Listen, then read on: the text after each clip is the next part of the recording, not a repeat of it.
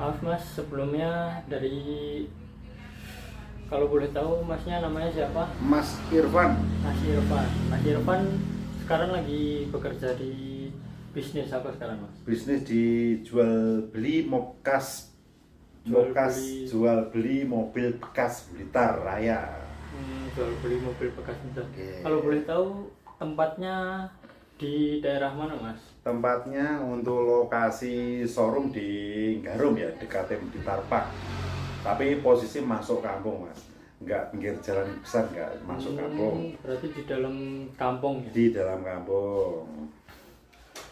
Kalau boleh tahu nih mas, Ya, boleh diceritakan awal mas memulai bisnis jual beli mobil bekas ini mas?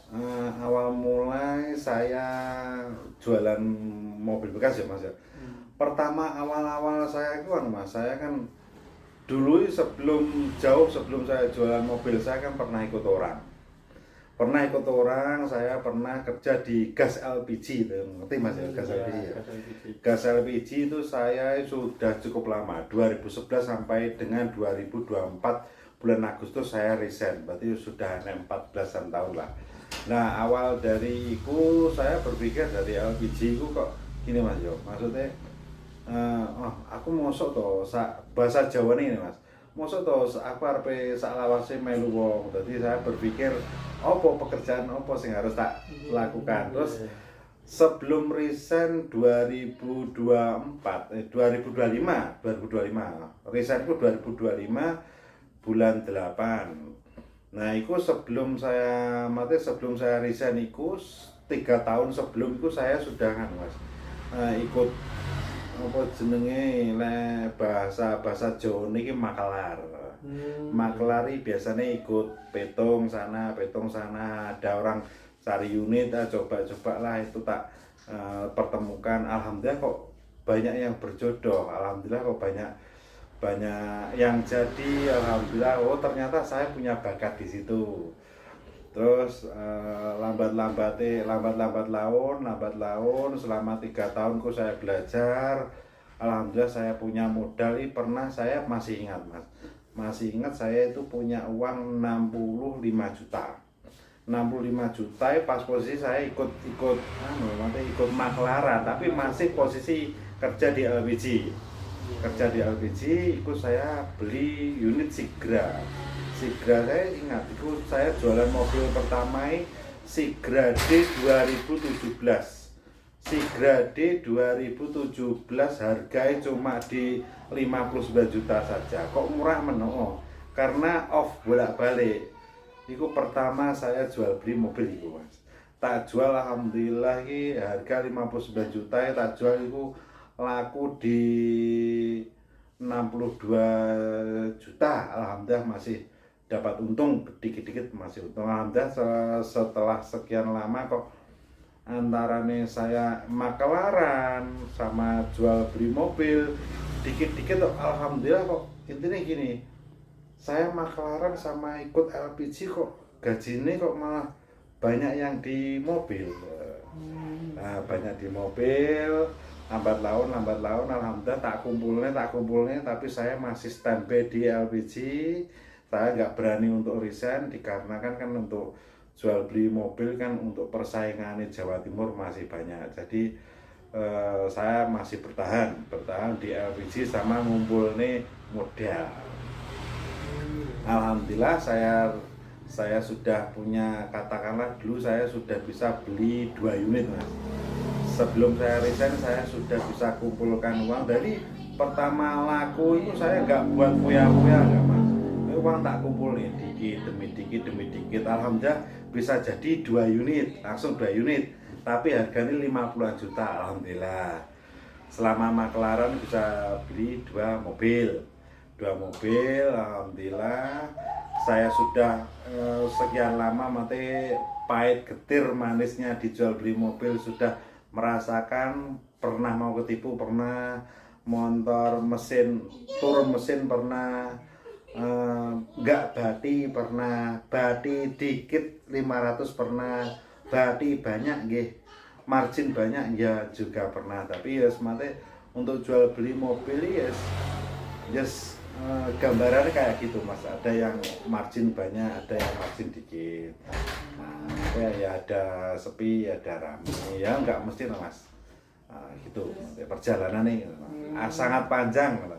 Terus selama makelaran saya pikir saya sudah punya 2 unit, dijual beli mobil saya, namanya alhamdulillah sudah banyak yang mengenal, banyak yang kenal. Saya kan jual belinya lewat akun TikTok, buat TikTok. Saya lewat jalur TikTok, Facebook, sama live TikTok itu. Alhamdulillah kan sudah banyak dikenal. Alhamdulillah 1 bulan sudah lumayan lah mas untuk gaji, untuk margin daripada mobil. Margin daripada mobil itu sama dengan kerja di Kalimantan 1 bulan sudah sama gajinya sama saya kerja di rumah. Jadi saya bulatkan untuk resign dari LPG ya, gitu mas. Iya. Terus visi dan misi dalam bisnis jual mobil bekas ini apa mas?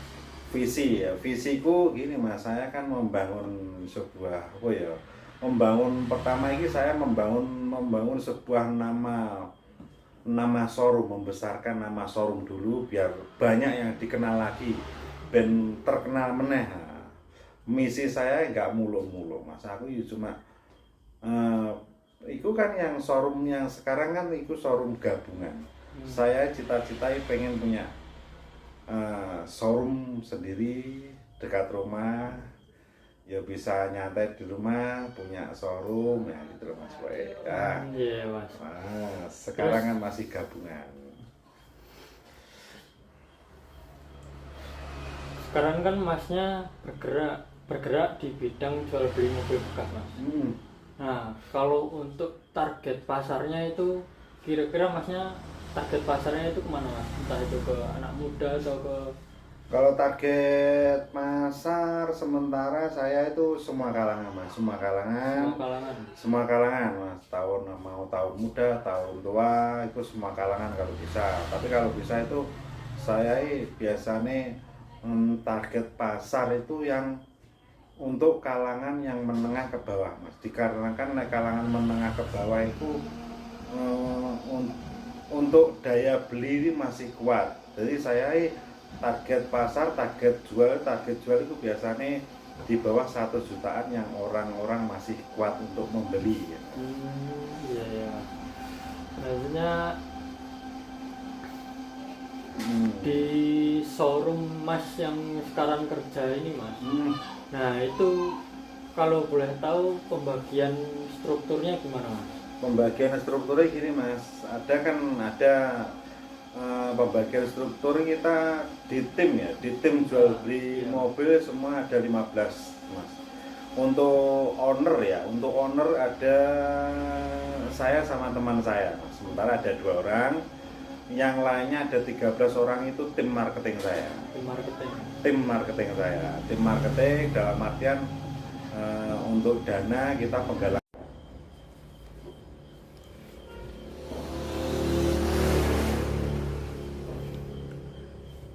Baik mas, selanjutnya ketika menghadapi masalah, bagaimana proses menyelesaikannya?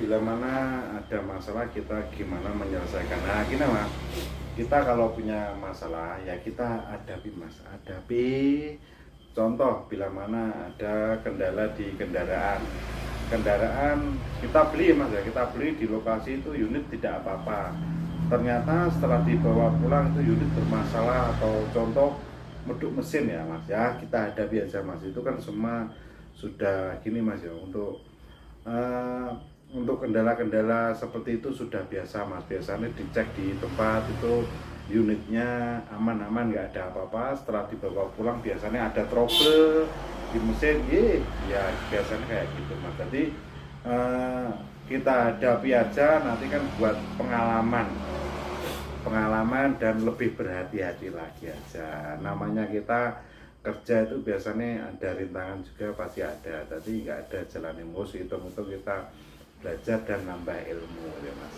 Ya kita hadapi aja. Kalau untuk untuk masalah internal itu gimana Mas? Aman, internal aman Mas. Kita selalu kompak dan solid untuk tim marketing dan tim owner, aman. Selanjutnya, faktor apa yang paling dipertimbangkan sebelum mengambil keputusan? Kita biasanya faktor apa? Yang paling dipertimbangkan ketika mengambil keputusan? Biasanya kita diskusi dulu Mas sama teman. Nah, sama tim-tim bila mana kita owner ragu-ragu, biasanya kita diskusi sama tim marketing. Gimana enaknya, caranya gimana, ambil jalan tengah. Jadi kita mengambil keputusan tidak sepihak Mas. Jadi kita minta bantuan tim untuk mengambil keputusan yang terbaik dari yang terbaik. Apakah karyawan atau manajer lain atau owner lain lah istilahnya ikut dilibatkan dalam proses tersebut? Tidak Mas, kita internal aja Mas. Berarti tidak keluar dari biasanya itu Mas. Bagaimana cara memastikan keputusan yang diambil dapat diterima oleh tim?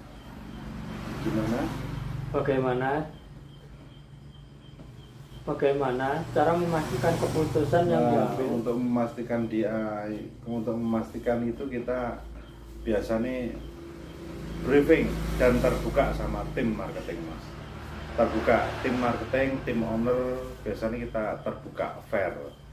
Jadi kita enak Mas. Jadi tidak ada yang ditutupi, kita fair semua. Istilahnya saling terbuka lah. Saling terbuka, enak. Bagaimana cara terus selanjutnya, apakah pernah ada keputusan yang hasilnya tidak sesuai harapan apa yang dipelajari dari pengalaman tersebut? Ada Mas, ada. Kemarin ya Mas ya. Kemarin itu dikarenakan kita sudah kosong, di showroom tidak ada unit. Itu kita ambil unit itu terlalu terburu-buru karena kita untuk mengejar tidak ada unit kita ngambil terlalu sembrono. Jadi kemarin itu ya katakanlah gini, kita ambil harganya murah, betul-betul murah kita ambil, ternyata ada banyak kendala Mas. Pajak op sudah diketahui kan, kemungkinan kan untuk pajaknya segini, ternyata ya itu Mas, kendalanya mesin sampai ambrol, turun mesin. Nah itu untuk biaya agak bengkak lumayan banyak ya. Kita nggak sampai minus, alhamdulillah ya, masih dapat untung, tapi untungnya nggak kayak biasanya ya, masih dapat tapi sedikit. Terus selanjutnya, seberapa besar kepercayaan yang diberikan kepada karyawan untuk mengambil keputusan dalam pekerjaannya? Seberapa besar kepercayaan yang diberikan kepada karyawan untuk mengambil keputusan dalam pekerjaannya? Seberapa besar ya Mas? Kepercayaan, seberapa besar kepercayaan? Kepercayaannya gini Mas, kita Mas, kita ya terbuka saja biar teman-teman fair ya? Fair, nggak terlalu ditutupi Mas. Bagaimana cara mengembangkan kemampuan karyawan agar lebih mandiri? Lebih mandiri ya, kita tanamkan dari tim-tim marketing. Tim-tim marketing kita tanamkan untuk berkembang lah, inisiatifnya sendiri-sendiri ya. Gimana caranya untuk cara marketing yang baik, cara penjualan yang terbaik, cara penyampaian kepada konsumen secara baik ya, gitu biasa gitu Mas. Iya Mas. Terus menurut Masnya, apa manfaat yang dirasakan setelah memberikan kepercayaan atau tanggung jawab lebih kepada karyawan?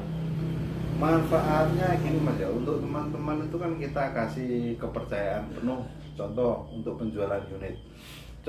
penjualan unit, kita kasih kepercayaan penuh. Jadi teman-teman itu biasanya iya Mas, nanti untuk biar lebih percaya ya. Ini bisa pertanyaannya di Dulang. menurut masnya apa manfaat yang dirasakan setelah memberikan Oh, kepercayaan? manfaatnya gini mas, untuk teman-teman kan sudah dikasih kepercayaan. Nah itu manfaatnya gini mas, untuk tim marketing itu sekarang ini saya kasih kebebasan gimana untuk cara marketing yang terbaik. Alhamdulillah kan kayak gitu kan masih punya inisiatif sendiri-sendiri. Jadi untuk unit-unit alhamdulillah cepet keluar, cepet muter juga. Terus menurut masnya kualitas apa yang paling penting dimiliki seorang pemimpin bisnis atau owner? Kita tidak boleh terlalu mengatur, ya kita kasih kebebasan tapi tidak terlalu bebas. Kasih kebebasan tapi tidak terlalu bebas, tetap sesuai SOP yang dilakukan. Selanjutnya, apa pesan atau saran untuk mahasiswa yang ingin membangun bisnis sendiri? Nah gini mas, untuk mahasiswa yang sudah mau lulus ataupun masih memikirkan untuk jenjang ke depan ya mas.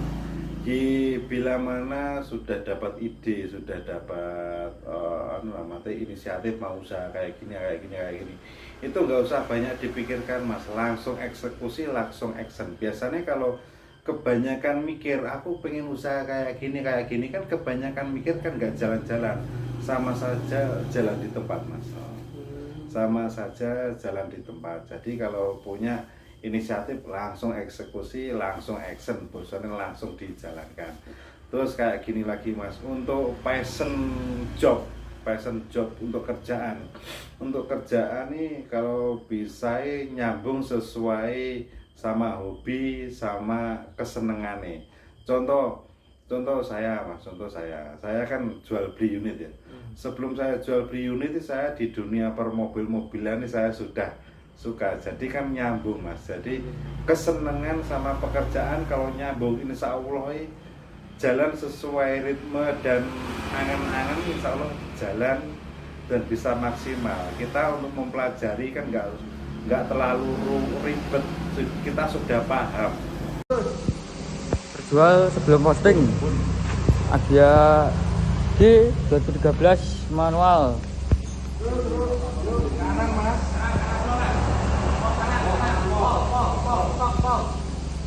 Kanan pol, terus, balas, sip, lurus, terus,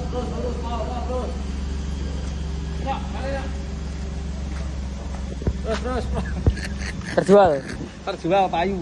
terus, balas,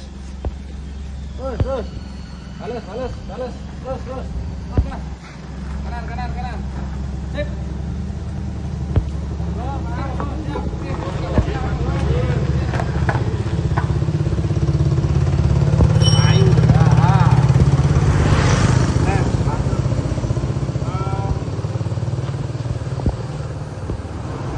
Alhamdulillah ya laku ya untuk Janoko Mobil. Setelah hari raya kita aktif lagi di jual beli mobil. Insya Allah besok akan datang ya, kemungkinan besok akan datang Sigra ada 10 unit ya Sigra Agia, ditunggu kehadirannya ya. Oke, pantau terus TikToknya Janoko Mobil Blitar, gas.